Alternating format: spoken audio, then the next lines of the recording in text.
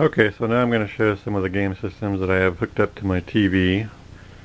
This is Entertainment Center that I got a while ago, and I got it because it had lots of slots for different systems and stuff like that, and I used it to fill up with video games because I always had a lot of video game systems.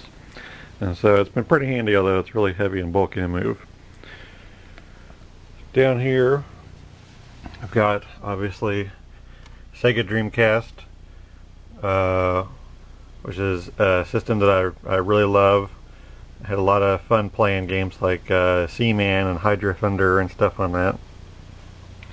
Then we have the NES, the top loader, that came out late in the system's life. I actually bought it when it was still being sold at Toys R Us. I think it was only $50. And I got it because the old one that our family had, the front loader one, quit working, which they are notorious for. Now this system has become a collector's item because it is far more reliable and works much better than the front loader, and it's somewhat rare because it, like I said, came out late in the system's life and not very many were made. So I'm really happy to own that. Down here is Xbox One, the original Xbox. It's probably one of my favorite systems.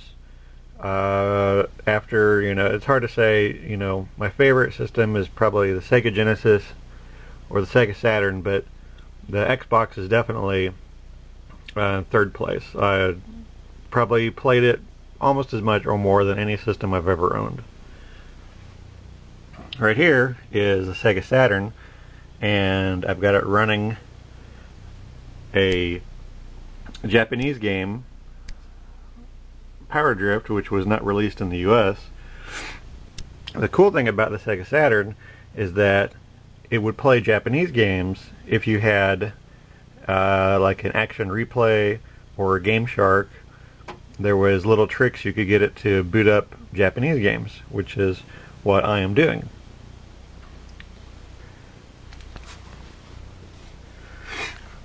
Over here, this is just a PS2 Slim. I put the skin on it. This is unbelievably tiny. I couldn't believe how small the system was when I opened the box. I like the system. I don't play it a whole lot, but I do like it. It's pretty fun. This is TurboGrafx 16. I got this secondhand from a used video game store. I don't remember how much it cost. I don't think it was very much.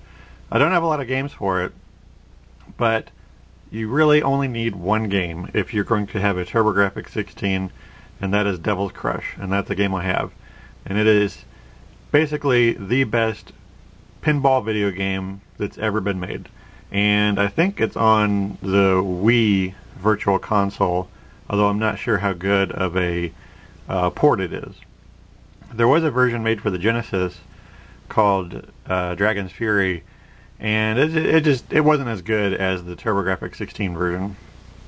And even though it's TurboGrafx 16 is supposedly 16-bit system, it's not really. It's basically a glorified 8-bit system, but it's kind of fun.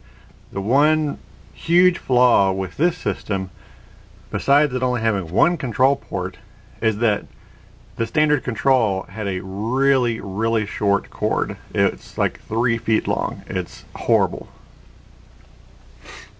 Here is kind of a rare system. This is the JVC XI.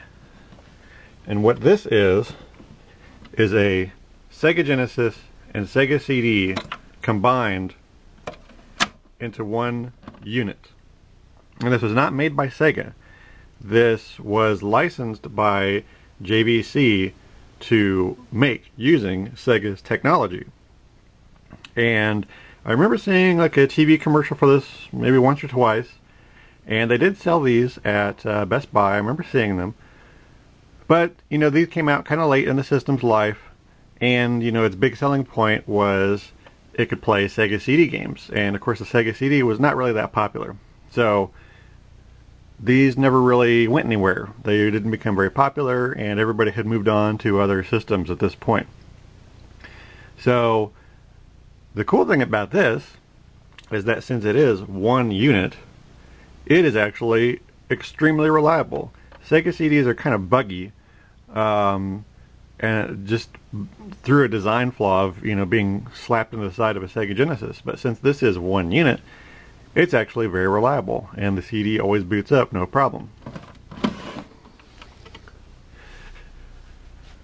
Obviously, this is Xbox 360.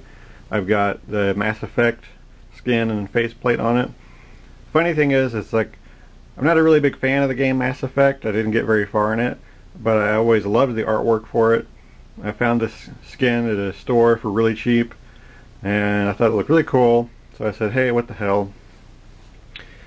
If you're wondering, this is the control sensor for playing the big button games like Seen It.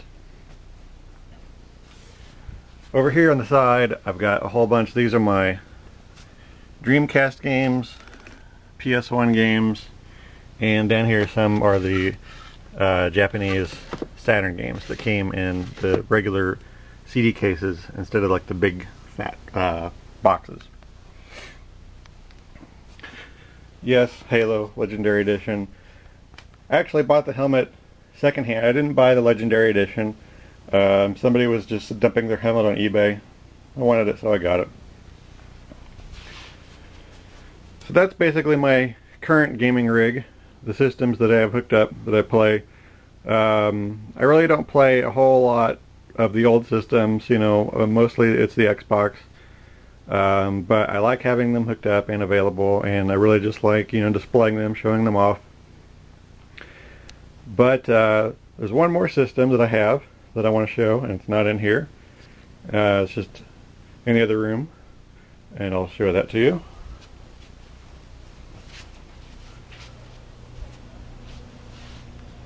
Yes, an arcade game. This is the same game that was playing on my TV, Power Drift.